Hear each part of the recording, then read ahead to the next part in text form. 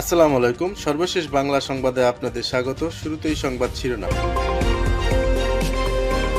ভাঙচুরের ঘটনায় সরকারের ভূমিকা নিয়ে সন্দেহ।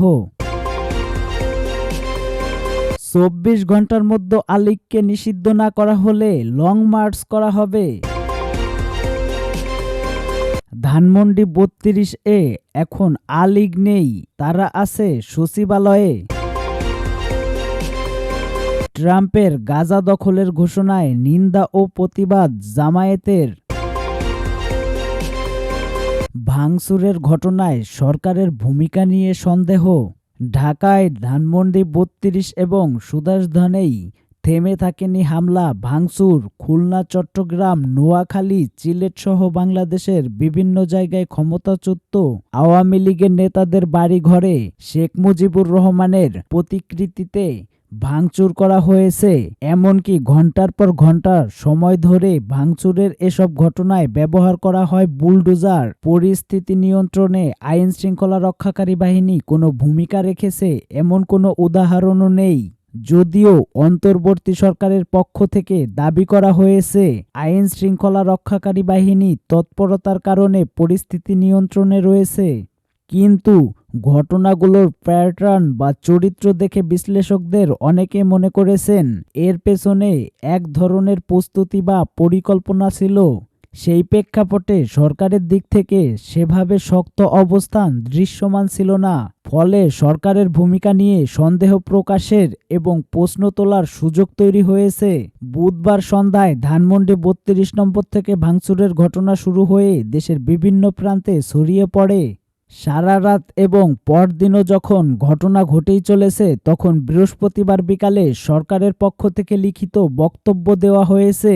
সেই বিবৃতিতে বলা হয়েছে, ধানমন্ডি ৩২ নম্বর বাড়িতে ভাঙচুরের ঘটনা অনভিপ্রেত এবং অনাকাঙ্ক্ষিত বলে মনে করেন অন্তর্বর্তীকালীন সরকার।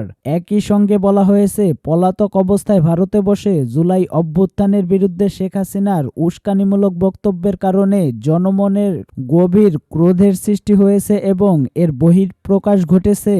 সরকার এ বক্তব্যের মাধ্যমে তাদের একটা অবস্থান তুলে ধরেছে। তবে বক্তব্য দেওয়ার আগ পর্যন্ত সরকারেরই কারো কারো মধ্যে পরিস্থিতি নিয়ে বিভ্রান্তি ছিল বলে মনে হয়েছে। বৃহস্পতিবার সকালে কথা হচ্ছিল একজন উপদেষ্টার সঙ্গে। তিনি আনুষ্ঠানিকভাবে বলেছিলেন সরকারের অবস্থান তার জানা নেই এবং অব্যাহত ভাঙচুরের ঘটনায় তিনি হতভম্ব হয়েছেন। অন্যদিকে শেষ পর্যন্ত সরকার যে বক্তব্য দিয়েছেন এর মাধ্যমে তার দায় এড়াতে চাইছে কিনা এমন আলোচনাও উঠেছে। রাজনৈতিক বিশেষজ্ঞরা কেউ কেউ মনে করেন বিভিন্ন প্ল্যাটফর্ম থেকে ঘোষণা দিয়ে যেভাবে ভাঙচুর করা হয়েছে এর দায় এড়াতে পারে না সরকার এবং তা সরকারের ভাবমূর্তি ক্ষুণ্ণ করেছে। পরিস্থিতির নানা প্রভাব পড়তে পারে রাজনৈতিক অঙ্গনেও। যদিও রাজনৈতিক দলগুলোকে ঘটনার ব্যাপারে বেশ সতর্ক বলে মনে হচ্ছে। দেশের অন্যতম প্রধান দল বিএনপি এখনও আনুষ্ঠানিক কোনো প্রতিক্রিয়া দেয়নি। তবে ঘটনার ব্যাপারে সরকারের ভূমিকায় বিএনপির নেতাদের অনেকের মধ্যে সন্দেহ এবং অনেক প্রশ্ন দেখা দিয়েছে। ২৪ ঘন্টার মধ্যে আলীগকে নিষিদ্ধ না করা হলে লং মার্চ করা হবে। ২৪ ঘন্টার মধ্যে আওয়ামী লীগ ও তাদের দোসরদের সব রাজনৈতিক কর্মকাণ্ড নিষিদ্ধ করার দাবি জানিয়েছেন ছাত্র অধিকার পরিষদ। দাবি আদায় না হলে সচিবালয় অভিমুখে লং মার্চ করার ঘোষণা দিয়েছেন সংগঠনটি। রোববার বিকালে ঢাকা বিশ্ববিদ্যালয়ের মধুর ক্যান্টিনে সংবাদ সম্মেলনে একথা বলেন সংগঠনের সভাপতি বিন ইয়ামিন মোল্লা। তিনি বলেন, ফ্যাসিবাদের দোসররা প্রশাসনে ঘাপটি মেরে বসে আছে, তাদের নিয়েই সরকার পরিচালনা করা হচ্ছে। আওয়ামী লীগ রাজনীতি করতে পারবে কি পারবে না সে সিদ্ধান্ত নেবে আহত ও নিহতদের স্বজনরা। সংবাদ সম্মেলনে আওয়ামী লীগ সহ তাদের দোসর সকল রাজনৈতিক দলগুলোকে নিষিদ্ধ করা সহ ৪ দফা দাবি পেশ করেছে সংগঠনটি। জুলাই গণ অভ্যুত্থানের সমর্থনে জানানো সব রাজনৈতিক দলগুলোকে নিয়ে জাতীয় সরকার গঠন করার দাবিও জানানো হয়। এসব দাবি আদায়ে দেশের সব বিশ্ববিদ্যালয় ক্যাম্পাস, মহানগর, জেলা, উপজেলায় ৬ ফেব্রুয়ারি বিক্ষোভ কর্মসূচি এবং ১০ ফেব্রুয়ারি অবস্থান কর্মসূচি পালনের ঘোষণা দেয় অধিকার পরিষদ। ধানমন্ডি ৩২ এ এখন আলীগ নেই, তারা আছে সচিবালয়ে। ছাত্র অধিকার পরিষদের সভাপতি বিন ইয়ামিন মোল্লা বলেন, যারা ধানমন্ডি ৩২-এ আপনাদেরকে আওয়ামী লীগ নিধন করতে নিয়ে গেছে তারা আপনাদের ভুল জায়গায় নিয়ে গেছে। সেখানে কোনো আওয়ামী লীগ নেই এখন। তিনি বলেন, ধানমন্ডি ৩২ আপনারা যতই গুড়িয়ে দেন, আওয়ামী লীগ ফিরলে সেটা আবারও বানানো হবে। তাহলে আওয়ামী লীগ কোথায় আছে? আওয়ামী লীগ আছে সচিবালয়ে, আছে প্রশাসনে, আছে সেনাবাহিনীর ভিতরে, আছে মিডিয়ার জগতে, আর তাদের অর্থ আছে তাদের বানানো ব্যবসায়ীদের কাছে। ধানমন্ডিতে আপাতত কিছু নেই।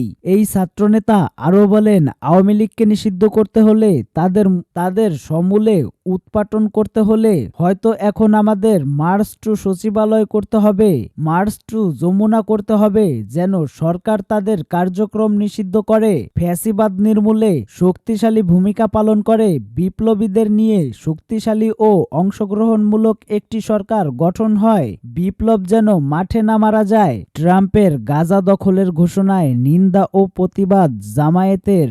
মার্কিন যুক্তরাষ্ট্রের প্রেসিডেন্ট ডোনাল্ড ট্রাম্প গাজা দখলের যে ঘোষণা দিয়েছেন তার তীব্র নিন্দা এবং প্রতিবাদ জানিয়েছেন বাংলাদেশ জামায়াতে ইসলামী।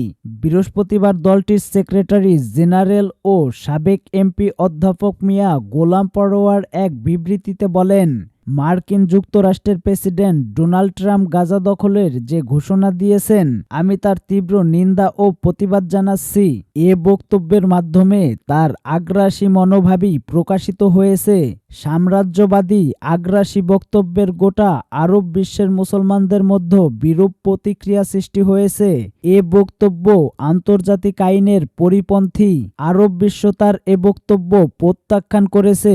স্বাধীন সার্বভৌমত্ব ফিলিস্তিনি রাষ্ট্র প্রতিষ্ঠায় বর্তমান সমস্যার একমাত্র সমাধান। মার্কিন প্রেসিডেন্টের আগ্রাসী বক্তব্যে গোটা মুসলিম উম্মাহ মর্মাহত ও বিক্ষুব্ধ। এ ধরনের আগ্রাসী বক্তব্য অবিলম্বে প্রত্যাহার করে স্বাধীন সার্বভৌমত্ব ফিলিস্তিনি রাষ্ট্রকে স্বীকৃতি প্রদান করার জন্য আমি মার্কিন প্রেসিডেন্ট ডোনাল্ড ট্রাম্পের প্রতি আহ্বান জানাচ্ছি।